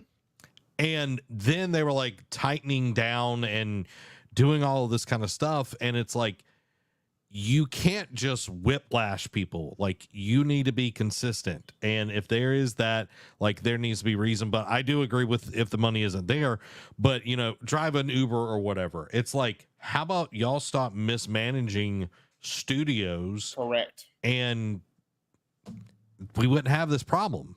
Mm-hmm. Why did you let Dreams take 10 years? And it's this kind of, it's like, we mismanaged and now we're going to fire people because you just can't do that. You just can't. Games, they have to figure out how to make these games come out quicker. Yeah. It's killing them. Well, and AA space, man, AA games were some of my favorite games on the PlayStation 2. Like, they were so good. Like, were they amazing? No, but they were just fun. They had interesting things go on in them. And now we don't get those hardly ever, other than like Focus Entertainment. Those are the only like AA games we get now, and they're actually interesting. Yeah, we really don't. It's like it's either an indie game or it's AAA, and there's nothing in the middle. And then you get quadruple A with Ubisoft. Oh, let's not. A quadruple A disappointment. Yeah, I feel like this dude is a little out of touch on things. Plus, driving Uber and all of that, it's really hard to make money on the gig economy. Hard skills are definitely where it's at. And, as I get my finances in order, I suggest go watching Dave Ramsey. Just saying. Do y'all want to add anything to that? No, other than just it's like, don't give comments like these the time of day after this. Like, yes, it's like there's obviously going to be people like throwing shade at him now after this. There's a reason why he's a former president, but after this is like, don't give him any more interviews. Like, especially don't post about it. Like, anyway, that's just my thought. It's like, all right, go back into your hole, you gremlin. Yeah, I'm trying to see why he was laid off, or why he's no longer I just can't stop thinking about the budget. Like, you've got to operate within your budget. You just have to. And, right. So, and you've got to think, okay, we've got this great idea. Here's how much it's an old IP. It's a new IP. Here's how much we think we can sell, and stop trying to cover your butt with these microtransactions and live service stuff. Make a game that you can make a profit on from the sale of the game. Right. And then if there's some other way to monetize it that makes sense within the context of that game, then okay. But not every game needs that. No. And if you just made a game, you just stick to a budget and make the game within that budget, then you don't have to rely on those things that everybody hates. Yep. That give 100%. your game a bad reputation. Yep. And a lot of times with those games, you know why I think part of why I think Kill the Justice League failed is because you could tell that it wasn't made to be fun. It was made to make money. Yep. Same thing with Concord. People can smell that. It's the same way with Concord. Yeah. People can smell that and they don't like it. Yep. They don't support it. Oh, but it's not corporate greed. It's just bad business. Like, it has nothing to do with corporate greed, apparently, according to him. Yeah, this dude was definitely a boss and not a leader. You can tell by the way he talks. He's definitely a boss. Derek, now it's time to boss around these PlayStation quickies. Get to it, man. Yeah. So, and we got some more PS5 Pro tidbits coming in for to start things off. First off, the PS5 Pro will have 40 to 50 enhanced games at launch. The PS5 Pro's PSSR will work on all games without a patch, even PSVR 2 games.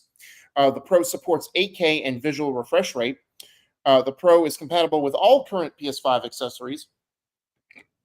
Excuse me. The Pro will be bigger than the PS5 Slim, but not the original PS5. The Pro will also have Wi-Fi 7 support. Mark Cerny says the PS5 Pro targets removing decision between fidelity and performance. The PS5 disk drive is currently outselling all Xbox consoles on Amazon in the US. Refurbished PS5s will be sold by Sony via PlayStation Direct at reduced price, taking another cut from GameStop's revenue by just undercutting them in all ways. And as a former employee, I love to see it. PS5 Pro will still have 30 frames per second games, as its enhanced label doesn't guarantee 60 frames a second. Yeah, I saw that today. That's crazy because they didn't mention that at all. They're trying to slide that one past you. Yep, the diversion. Polls show only around 10 to 15% plan to buy a PS5 Pro, while most consider it too expensive. The PS5 Pro announcement video is Sony's most disliked console reveal on YouTube. The Pro announcement sparks PS5 disc drive sales rush and scalping concern. The PS5 DualSense controller reportedly sees price increase worldwide. The big PS5 update adds welcoming hub, party share, and more new features. PlayStation reveals new board game, collectibles, and more to celebrate PlayStation's 30th anniversary. Rumor, PlayStation Studios games won't be featured in September's State of Play, so probably third-party and indie partners. Concord's secret level episode will reportedly remain in Amazon's upcoming game-based series. Concord may be unsalvageable, according to one analyst, as fans debate potential free-to-play future. Bungie celebrates 10 years of Destiny, reveals new release model of 2 medium expansions a year. My First GT is a free trial version of Gran Turismo 7 coming to the PS5 and PS4 this holiday. Days Gone co-director says Deacon St. John is, quote, reduced to a cartoon shill in Astrobot ad. Just be glad. All I gotta say is just be glad they brought in Deacon St. John or they referenced him at all. Team Asobi wants to replicate PlayStation first-party success from 20 years ago. Metacritic reveals Astrobot is the highest-rated standalone game of 2024 so far. Thank you. Astrobot credits reference IPs not included in the game, which points to possible DLC cameo bots. Piggybacking off of that, it was confirmed that DLC will include new VIP bots. Leaderboards for speedrun stages have also been confirmed. And lastly, Sony's Herman Holst says Astrobot is a, quote, very, very important IP for PlayStation. Because it's doing well.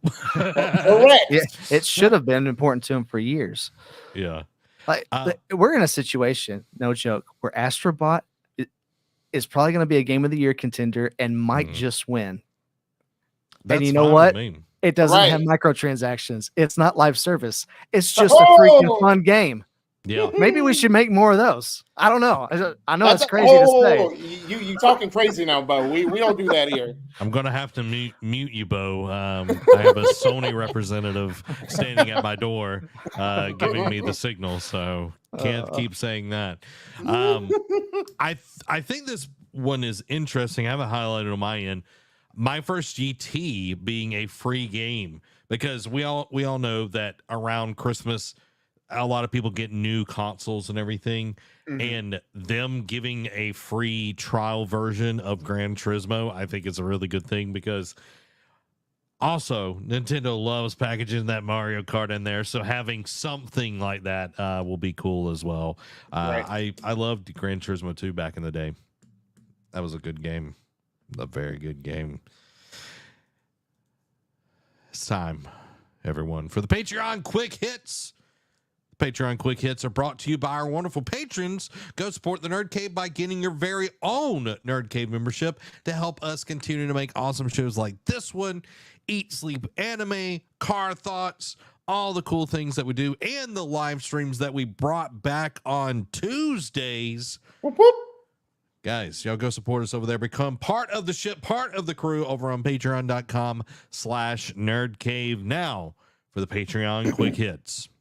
Starting off, Black Myth Wukong sold 18 million copies in 2 weeks, and an expansion is now in the pipeline. Tencent's Lightspeed LA signs SAG-AFTRA interim agreement and becomes the first studio to agree on AI protections that actors are striking over. Like a Dragon Dev will continue making games about middle-aged guys doing middle-aged guy things. Street Fighter 6 sales have reached 4 million worldwide. Hironobu Sakaguchi is excited to be working on a new game now that he's decided not to retire. Larian confirms Baldur's Gate 3 Patch 7 is not the final update, but it doesn't want to talk about what's coming just yet. Following that, Baldur's Gate 3 modder unlocks complete dev toolkit to create entirely new campaigns and content. Microsoft confirms Xbox broadcast for Tokyo Game Show. Warhammer 40k Space Marine 2 was slammed with server troubles as Focus Entertainment says it's aware of technical issues. Following that, Space Marine 2 to get ultra-wide support, private PvE lobbies, and more in its first patch. Following that, Space Marine 2 is the fastest-selling game that Tom Willits and Todd Hollinshead have worked on. Upcoming Alan Wake update will remove David Bowie's Space Oddity from the soundtrack and will replace it with a new original song. Microsoft working with Inotria, the last song dev, to bring it to Xbox and will use feedback to improve. 80 games have signed the SAG-AFTRA interim agreement. Bethesda reveals Starfield's new planet has over 50 new locations.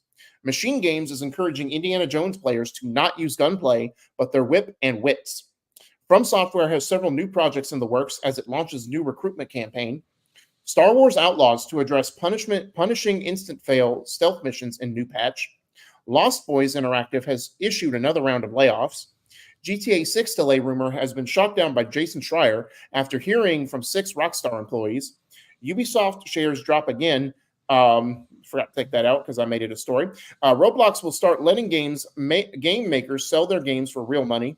Carmen Sandiego game has been announced for Netflix, Steam, PlayStation, Xbox, and Switch. Call of Duty Black Ops 6 won't have early access for its campaign. Activision says Black Ops 6's beta was the biggest COD beta ever. The Plucky Squire story will last 8 to 10 hours, features 2 difficulty modes, and a $30 price tag. Metal Gear Solid Master Collection Volume 2 is coming, but Konami indicates it might be a while.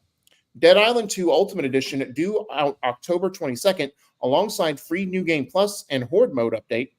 Payday 3's game director is stepping away from the role as Starbreeze prepares for year 2. Xbox is bringing back friend requests for the first time since the Xbox 360 era. Disastrous Borderlands movie ends its theater run with just $31 million gained.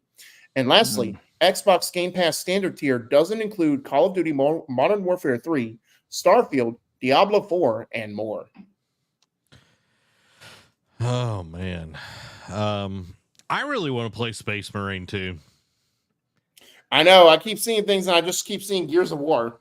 Yeah, it feels and looks like a 360 game, and I'm like, That's good stuff. Yeah. That's good stuff. So yeah. Yeah, I'm glad that actors are getting protection from AI. AI, yeah. Like that is definitely needed. And like a dragon, keep doing it. Keep doing it. Keep making games about middle-aged men guys doing middle-aged guy things, Yeah. We're here for it. You're going to keep making tons of money. And guys, True. you can give us tons of money by going over to patreon.com/nerdcave and getting your NerdCave membership there. It helps us keep the lights and the mics on and bring in awesome people like Bo here. Bo got paid nothing to be here tonight, but he got smiles. He got to smile and laugh and talk about video games. So that put food in his belly. You don't know it, but that put food in his belly. So, Bo, tell everybody where they can find you and what they can expect on your awesome channel. Well, you can find me at Bono's Gaming over on YouTube. And I don't know. What am I working on right now? I got several things in the works.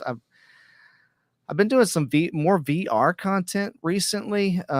Just really enjoying some of the stuff going on over there in the VR world. And that's kind of I kind of bounce around some because, a lot of channels are very focused in on one thing. Like you might be just a PlayStation channel or Switch or whatever. But I kind of just go with whatever I'm feeling that week. But I've got some retro handheld stuff that I'm working on as well. I've got something coming out, I believe, in the morning. Yeah, it should be in the morning. A video on it's a first impressions unboxing video, but it's on I don't have it with me, but it's a little handheld console. And it plays all kinds of games from Nintendo, Super Nintendo, Genesis, PlayStation 1, PSP, N64, all kinds of stuff. So a little emulation device. So you can check that out in the morning. Yeah. Thanks for having me on. I'm also on Twitter. Bono's Gaming on Twitter as well. Boom. If you're on X. Yeah, X. Sorry. Bo's ready to give it to you over on X. His hot takes. Bo tagged me in something like months ago, and I logged on to Twitter and or X, whatever. And I was like, oh, that's really cool. Like it was a Sea of Stars thing. And I was like, that looks cool. And it was literally like 3 months after it was happening. Better late than never. Yeah, exactly. I acknowledged you, Bo. I acknowledge you. I see you. Well, guys, go check out Bo Knows Gaming and be back here on Tuesday where we'll play some more video games, hang out, and have a wonderful time. And as we go into the weekend, be safe. Don't be sorry. This has been Zach. Jebediah Elijah McCrae. And Bo. Y'all have a blessed week. Bye-bye.